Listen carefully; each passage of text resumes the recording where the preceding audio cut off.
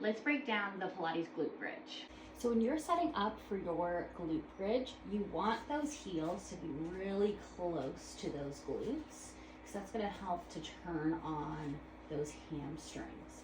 And you always want to be thinking about pulling those heels in towards your glutes and then those knees kind of shooting over, lengthening out the front of that body. It's like a wheel where it's shooting that energy out over those knees, pulling them in back to your heels, into your glutes.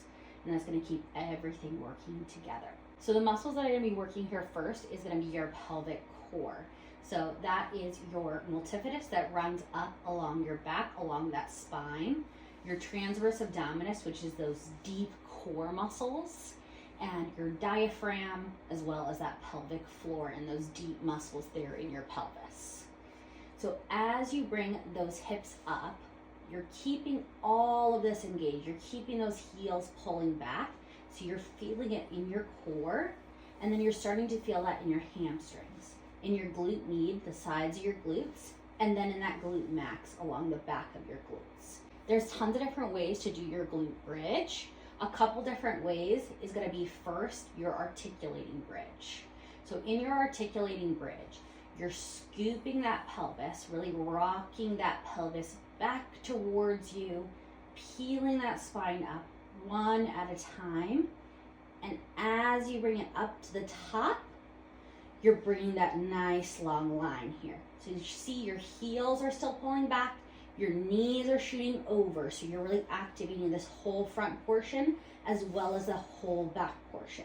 And then as you come back down, you're articulating that spine, coming down one vertebrae at a time, rolling it down, and then finally resting that pelvis back down.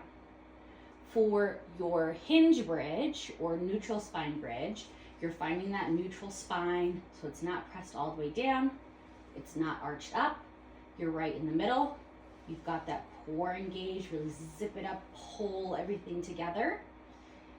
Pull those heels into you, and then you're just picking up that neutral spine, shooting those hips up towards the ceiling, and then setting it back down. So that's going to be a couple different ways that we can do our glute bridge for Pilates. The really big key here is to keep all of those muscles engaged throughout your bridge, whether you're doing it on the mat or you're doing it on the reformer. The same concepts apply where you're pulling those heels in towards you, really activating those hamstrings, pushing those knees out over your toes so you can activate that front body, keep that core really nice and long. I hope this helped, and if you have any